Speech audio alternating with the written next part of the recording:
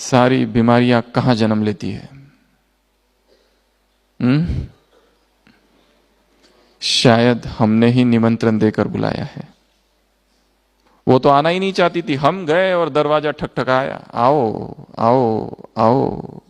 हमने पत्र भेजा, ईमेल, व्हाट्सएप, क्यों नहीं आ रही हो? सोच सोच के, सोच सोच के, सोच सोच के कई सारी बीमारियां हैं जो अभी मनोवैज्ञानिक कहते हैं मानसिक है, और फिर वो शरीर के ऊपर आती है। कहीं ना कहीं अंदर एक बिंदु है, तनाव है। दो नियम है विज्ञान में, law of attraction and law of faith. Law of attraction कहता है जो संकल्प तुम करोगे वो संकल्प प्रकृति में जाएगा, रिएक्शन होगी और घटनाओं का निर्माण। सोचते रहो मैं बीमार हूं, मैं बीमार हूं, डर है कहीं मैं बीमार ना हो जाऊं, कहीं मैं बीमार ना हो जाऊं। संकल्प भेजा प्रकृति में, वायुमंडल में, सिमिलर संकल्प, ऐसा ही संकल्प को वो अट्रैक्ट करेगा और परिस्थितियां निर्माण होगी। लॉ ऑफ फेथ, ये रोग मुक्त होने के लिए है। देखा गया जिसका जिस पर विश्वास, उसी से वो ठीक होता है। लोग बड़े बड़े डॉक्टरों से ठीक नहीं होते और झाड़ फूक वाले से ठीक हो जाते हैं, क्यों? विश्वास का नियम वहां काम करता है।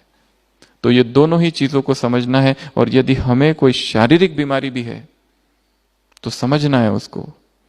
कई सालों पहले 1950s में एक जर्नल में आया था एक विदेश की कहानी कि जिसमें एक व्यक्ति था जिसका नाम था मिस्टर राइट, और उसके डॉक्टर थे मिस्टर बेस्ट, डॉक्टर बेस्ट। उस मरीज को एक बीमारी हो गई थी, कैंसर की। इतनी खतरनाक बीमारी थी कि बचने की कोई उम्मीद नहीं थी। और अचानक एक दिन अखबार में आया एक नया ड्रग आया है, ड्रग का नाम था क्रिबायोजेन।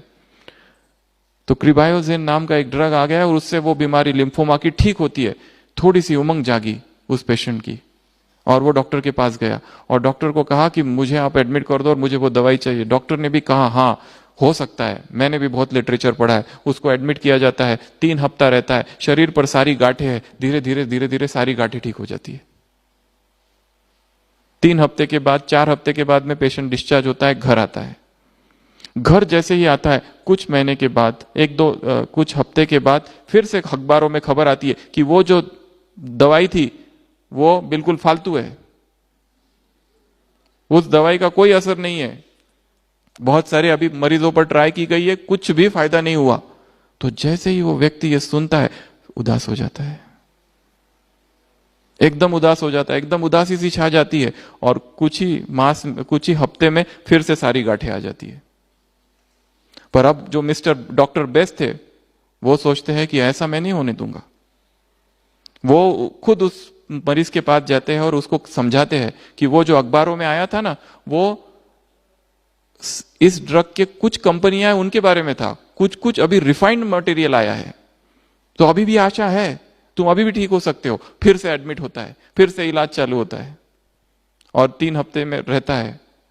वैसे डॉक्टर तो वही दवाई देता है जो थी, नई नहीं देता है, पर उसको कहता है कि नई वाला सुपर रिफाइंड ब्रांड आया है और फिर से सारी गांठें चली जाती है, फिर से ठीक होता है, फिर से मरीज घर जाता है खुशी खुशी। और कुछ हफ्तों के बाद फिर से न्यूज़पेपर में आता है overall final news, confirm news कि जो दवाई है क्रिबायोजेन फालतू है, कुछ नहीं होता है, बैन हो चुकी है, उससे साइड इफेक्ट्स हो रहे हैं, लोगों की जाने भी जा रही है।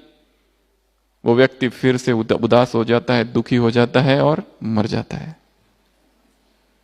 क्या था ये सब? विश्वास, law of faith.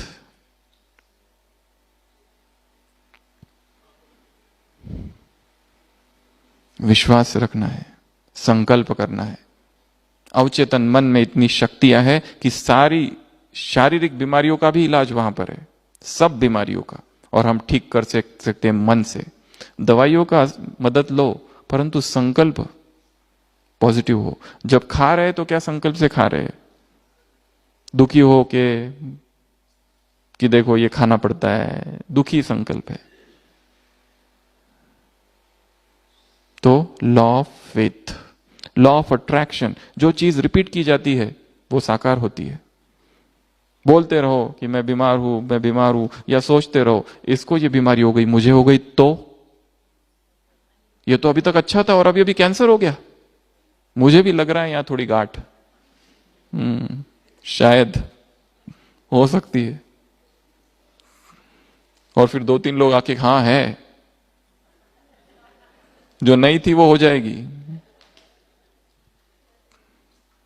Understand this philosophy of law of faith and law of attraction. तो अपने रोगों को हमको स्वयं मुक्त करना है, स्वयं को, सभी रोगों से, सभी बीमारियों से, क्योंकि बहुत सारी बीमारियां तो हमने खुद जन्म दिया।